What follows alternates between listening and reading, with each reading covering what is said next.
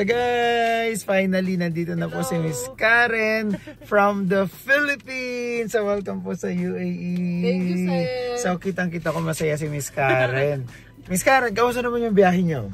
Napaka-smooth po kasi sa Emirates kami. Yes, syempre di namin kayo tinipid. So guys, Sosyal. yeah, di ba? May pagkain doon, may alak doon, sobra. lahat nandun, di ba? May mga questions po sa inyo sa immigration. Lahat naman ng papers po hinanap, yung EC. OAC, visa, tapos tinanong din ko anong pangalan ng amo, ilang years contract, mga ganun lang naman, tapos dire-diretso na. Yes, so guys, alam nyo na si Miss Karen is my employer na dito sa United Arab Emirates. At ano po yung magiging trabaho niyo dito? Siyempre, all around. Yeah. Pero kaya naman kasi, by request po kasi ako, kaya alam ko na mabait naman daw yung amo. Yeah. Mababait naman sila. Paano yun nakita po yung work? Bali, ano po kasi, yung pong hipag ko, dati, sinabi po na may end of contract daw yung taga Sri Lanka na kasama niya. So, nag-offer siya sa akin kung gusto ko daw na ako yung pumalit. Siyempre ako, agad-agad naman. Siyempre mabait na yung amo. Hindi, grab agad kaysa naman hanap ka pa ng iba na hindi mo alam na... Totoo naman po. Na risk kasi yun na hindi pag di kilala yung employer. Kaya, si Miss Karen is magiging, ano po kayo, cook or nanny po talaga? Ano po, more on cook kasi wala naman ng bata eh. Walang bata. So talagang okay po yan. So paglulutuan niya at ang amo niya is lokal dito. So dahil nanny yung kanyang pinasok, syempre sa tulong ng tadbir at sa processing natin sa Pilipinas, ang agency natin nakapunta dito si Miss Karen. Kayo po talaga yung na-contact, di ba? Opo. Paano po nyo ba kami nakita? Naghahanap po kasi na mura na agency na magpa-process. Sobrang baba po nun. Yun, pinakamura po kasi yung sa inyo. Kaya talaga kayo yung minessage ka agad namin na kung pwedeng kayo yung mag-process. Sinabi namin sa amo na dito mas mura. Kaya sabi namin doon na lang magpa-process. Tsaka nakikita naman sa vlog na mabilis din magpaalis. Yes. Kaya kayo na lang yung kinontak. Hindi na kami humanap ng iba na ako saan pa. Agad-agad din nyo man nag-start December 12 or 13. Tapos ngayon nandito na ako. Hindi na inabot ng 29. Yeah, December 29. Ang bilis ng proseso natin. So yun yung nakakatuwa po. Thank you po sa tiwala. Kasi nakita nyo lang po kami. Saan nyo po kami nakita? Sa vlog, sa sa Facebook. Tapos sinanap namin yung page sa YouTube, sa na din. Vlogger pala. Ayun, diba? Pero at least ngayon, na pinapanood lang ni Madam nakaraan ngayon. Kasama ko na siya. Yes. Actually, kinausap po din yung employer niya. Tuwan-tuwa yung kanyang amo.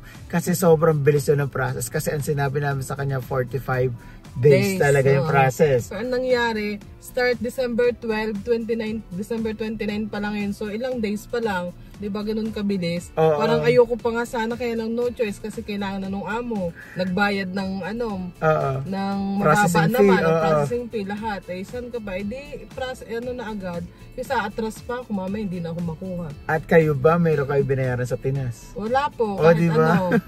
Medical, wala siyang binayaran. So, yun ang una-una ginawa ni Madam, medical muna siya. Medical talaga muna. Pero nabisahan na pala kayo ahead of time bago kayo lumapit sa amin. Ay, opo, may visa na talaga at nakapirman din ako na contract noon kasi yung amo ko nga sobrang na gusto niya makuha kaagad ako. Pero ano po yan, di ba may visa na kayo? Hindi po kayo nag-try na gamitin lang yung visa na yung papunta dito? As in, parang hindi na talagang...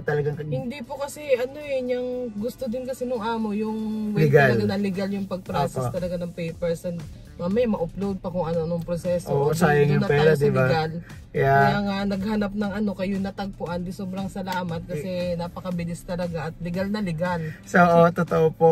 At doon sa binayad nila, kasama na doon ang ticket. At social talaga. Alam mo yung may pagkain, may alak, may lahat. Gigisingin ka, kakain ka na naman. Inom ka naman ng juice. Mamili ka ng mga cranberry kung di ba? First time niyo po nag-travel outside the country? Hindi naman po. Last 2013 po kasi nag-Hong Kong na ako. Nag-i-exchange po sa Hong Kong. Okay. So guys, yun yung pinaka nakakatuwa kasi nandito na talaga si Madam. Alam ko pagod siya pero ramdam ko talaga yung saya. Hindi pagod kasi sarap sa airplane. Yeah, that's Emirates. Pero hindi ko mapapangako laging Emirates sila kasi syempre depende rin yan sa Pero grabe, tingnan nyo. Nagulat nga po kami, may ticket na kayo agad kasi tinanong pala kayo kung kailan, kayo pala ang tinanong kung kailan nyo gusto. Tinanong kasi ako, sabi niya, okay na ba? Kasi nga naawa din ako sa lady driver kasi lahat siya. Ngayon, kung nandun na ako, hindi siya mapapagod. Dalawa na kami magtatrabaho. Kaya sabi ko, sige, go na.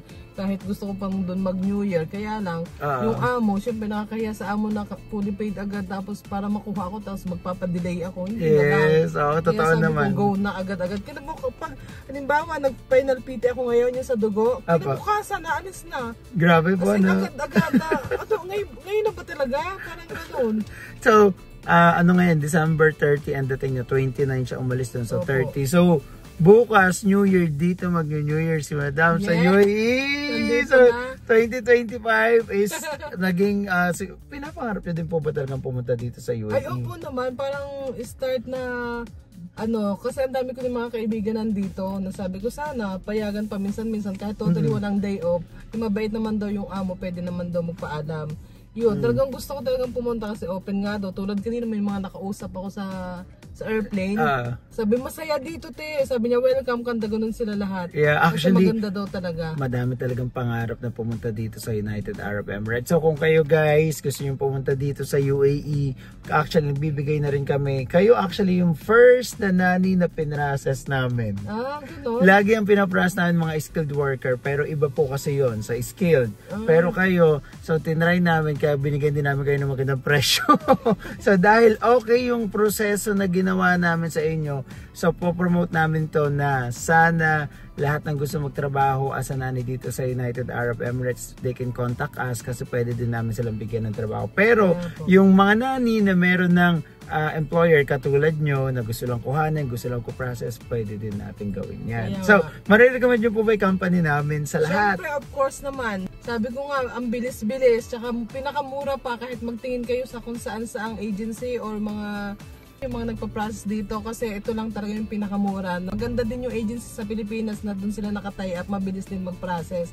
Kaya kung kayo, in-encourage ko kayo, halimbawa gusto nyo ang nangyari sa akin, may visa, may kontrata or kahit siguro wala, basta mag-chat lang kayo kay Kuya Will.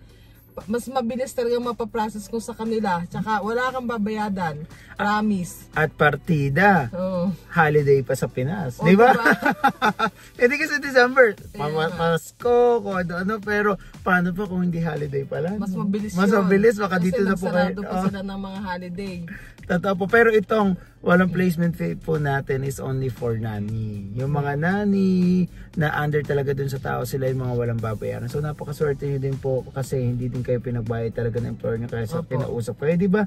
So I think, saka nakausap namin employer nyo, mabait siya. Kahit nga ngayon nagsasorry siya, sabi niya, sorry, well, kasi hindi ako nakapunta dyan, pero I'm gonna meet you ulit doon sa So di ba? Mabait talaga yung amo. Amo ko. So alam ko pagod na kayo at sana po maging okay kayo dito sa United Arab Emirates. Sana maganda yung 2025. Yeah, maganda. Ito nga po yung pagdating dito, maganda sa lubong na ito, di ba? So paano pa ngayon? So nasa sa inyo na yan. Siyempre kung gagalingan nyo din naman, so okay din naman. At nakikita ko mukhang okay na. Ilan taon na po kayo? 40. Oh, si 40. Kadalasan talaga ang gusto kasi nila sa nani is nasa 40 below para malakas-lakas pa. Meron naman kayong iniwang family sa Pilipinas? Family sa akin, wala. Single kasi ako eh. Kaya naman pala lahat. Okay lang kayo, madam, nagagawin. Sabi ko nga, pag makapunta ko dito, hindi ko na alam kung kailan ako babalik. Depende na lang sa amo kung in-end of contract ko ako o hindi. Pero kung ako, dito na ako para makaibon, para din syempre sa future, matanda na rin nanay ko. Ganon, pantulong na din sa pamilya, mga ate ko, pamangkin niya. Pero kasi sa akin, wala talaga. Kaya, para sa kanila, para sa akin din sa future ko, gano'n. At baka dito na po kayo magka-jowa.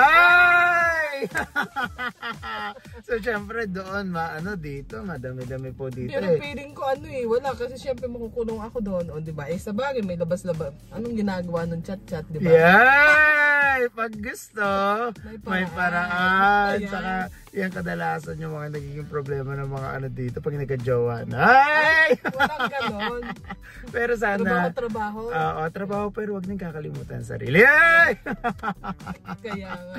Hindi, yan talaga yung pinaka nakakatawa dito. At hindi ko naman ina-encourage yung madami na magjowa. Basta ang akin, wag mo din kalimutan yung sarili mo kung darating din naman talaga. Malay mo hindi talaga kayo para sa Pilipinas. Pero foreign germs pala. Baka mamay amo pala dyan. Joke lang, lagot tayo. Ang ganda-ganda ng madam ko. So, madami-dami po kayo dun sa sa bahay. Hindi, dalawa lang po kami. Dalawa lang kayo Pero malinis naman yung amo daw. Sobrang kahit ang laki ng bahay. Masipag kasi yung babae. Yung madam hindi siya pala utos. Hindi. Basta sobrang malinis ang bahay. Wala din kasing bata. 12 years old na yung bunso. Walang tagakalat. As in parang sobrang linis. Nakikita ko yung bahay na parang hindi naman ako mapapagod dito pag ganun-ganun lang. Yeah. Inshallah, sasabihin ko din dun sa kay Mr. Salim na one of these days, next year, bisitahin ka namin doon. Syempre, may agency tayo sa Pilipinas sa pinoprotektahan din. Hindi, anything na mangyari sa inyo, especially, sabi nga nila pag nani masakit daw talaga sa ulo. Pero kasi swertihan din po kasi talaga. Di ba may nakikita tayo sa TV na binibigyan ng bahay, binibigyan ng ganito. Baka iba naman. Hindi din sinaswerte. Kahit naman hindi ka nani, kahit skilled ka, sometimes anything might happen. Hindi natin alam. Pero wishing for your success po and maging okay po kayo dito sa United Arab Emirates. Ano po muna yung trabaho nyo dun sa Pilipinas before? Factory worker po. Factory worker kayo. So ibang-iba po to. Pero na-experience din kayo sa Hong Kong na DH. So tingin nyo, mas okay ba dun sa Hong Kong or dito? Mas okay dito kasi ako sa Hong Kong may nagka-trauma nga po ako doon Ano nangyari po? Hindi ako walang pagkain. Ang laki-laki ko tapos walang pagkain. Grabe po. So nangayayat po kayo nun? Hindi tumaba ako sa accommodation sa shelter. Sa shelter kasi doon sa amo nyo. Grabe naman hindi kayo papakainin ng employer. Kasi ako sa amo ko kasi di ba sa contract naman palaging may food allowance kung walang pagkain na libre from employer. Nung 6 days na ako, tinanong ko siya kasi mga tira lang nila yung pinapakain sa akin. Tinanong ko siya kung bakit, nasan yung food allowance ko kasi wala naman siyang binibigay sa akin na ito yung for you or kung anong pagkain. Yung nagalit na siya. Ay, grabe naman. Hindi na ako pinapalabas ng bahay. Tapos yung paglalabas ako, mag-a-attempt ako, pumunta ako ng agency, tumatawag sa pulis, magnanakaw daw ako. Ganun na nangyari. Kaya na-trauma na ako, hindi na ulit ako apply na mag-abroad or kung hindi nga nang dumating opportunity na ganyan na alam kong dadatnan ko ay mabait, hindi talaga ako mag-abroad ulit. Okay. So, ayan, buti na lang po. Nagka-opportunity. Nakita ka. Nakita ko. Alam mo, di kami nakita din yung kubayad na mahal. Magbabayad talaga ng mahal yun. Kasi nandun na yung visa wala pa ako dito. Oo, matagal-tagal kasi nga pa. Pero still, dahil nandito na kayo, welcome to Dubai! Happy New Year guys! And Happy New Year po sa inyo sa pagdating dito kasi ang ganda-ganda 2025 at sana kayo naman yung gagawa ng sarili nyo yung path nyo, kapalaran nyo. So magmabait din kayo at nakita nyo naman na mabait din yung amo nyo. So basta kayang-kaya nyo na po yan. Okay? Mga 10 years ba ako dito? Bakit hindi? Baka dito pa kayo mag-asawa. Ay!